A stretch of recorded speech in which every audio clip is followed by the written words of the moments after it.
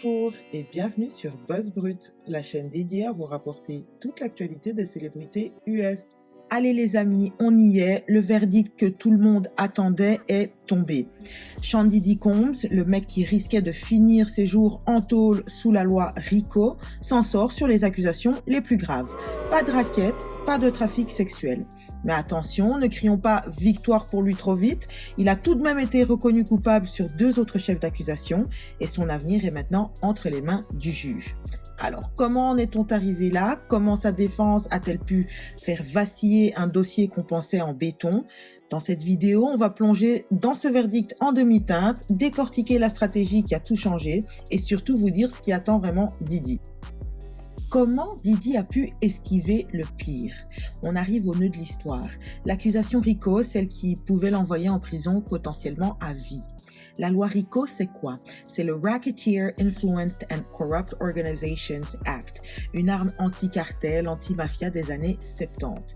L'idée, c'est de prouver qu'une personne utilise une entreprise, légale ou pas, pour enchaîner les crimes. Les procureurs devaient donc montrer que Bad Boy Records et les autres boîtes de Diddy formaient un réseau criminel, un système bien huilé qui lui permettait de commettre des crimes en toute impunité.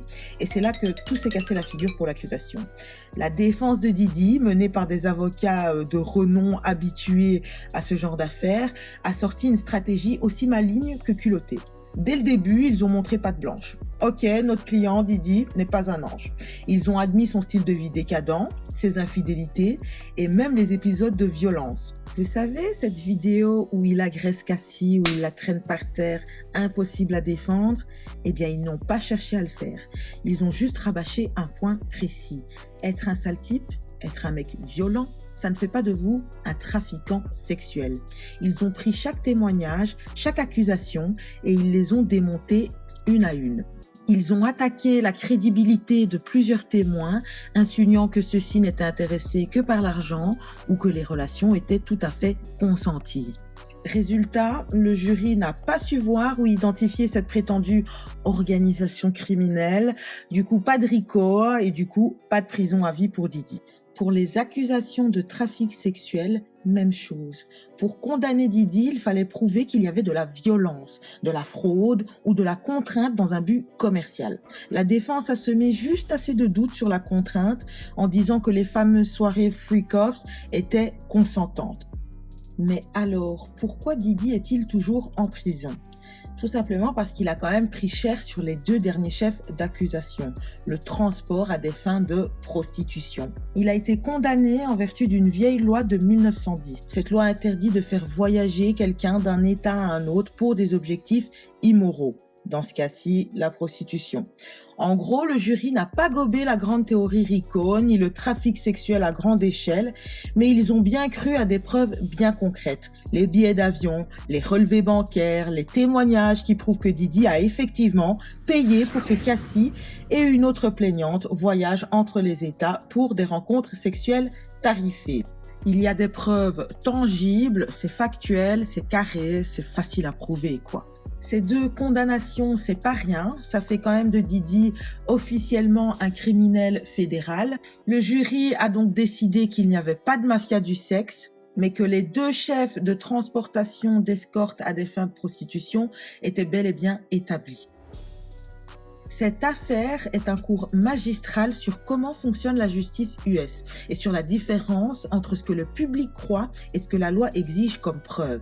Si vous kiffez ce genre de décryptage qui va au fond des choses en rapidité, abonnez-vous à la chaîne, activez la cloche et ne ratez rien de ce qu'on va vous balancer. Bon, verdict mixte, ok, mais qu'est-ce qui se passe concrètement maintenant? Diddy a évité la perpétuité, mais il est loin d'être sorti d'affaire. La prochaine étape, c'est la sentence, décidée par le juge Arun Subramanian.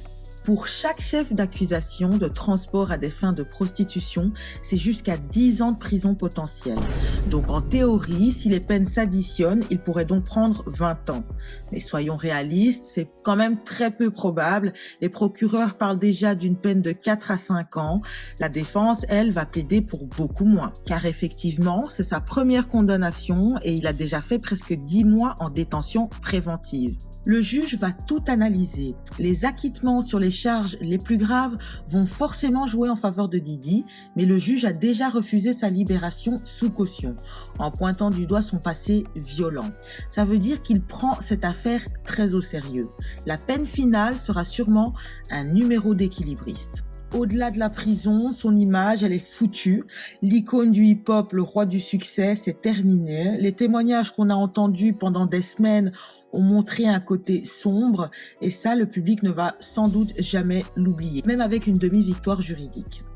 Pour faire court, ce verdict, c'est la justice dans toute sa complexité. Pas une victoire totale pour Didi, pas une défaite totale pour l'accusation non plus. Il a esquivé les charges qui auraient pu l'enterrer à vie grâce à une défense qui a joué sur les failles de la loi RICO comme des pros. Mais il est quand même coupable de crimes fédéraux qui vont le marquer à vie et probablement l'envoyer en prison pour quelques années supplémentaires. Cette affaire, c'est la preuve que la justice, ce n'est pas un tribunal de l'opinion publique. Ça se joue sur des preuves, des lois précises et la capacité des avocats à raconter ou à démolir une histoire devant 12 jurés. Alors, dernière question et je vous la pose à vous. Ce verdict, il est juste ou pas? C'est une victoire pour Didi parce qu'il évite le pire ou une défaite parce qu'il est quand même officiellement un criminel? Balancez votre avis en commentaire, j'ai hâte de tout lire. Personnellement, je suis super contente qu'on arrive enfin au bout de cette saga judiciaire parce que moi, j'en avais vraiment ras-le-bol. Donc, ça va être une petite vidéo sans doute de moins de 10 minutes. C'est bien assez. On a bien assez parlé de lui. Maintenant, il peut aller aux oubliettes et basta.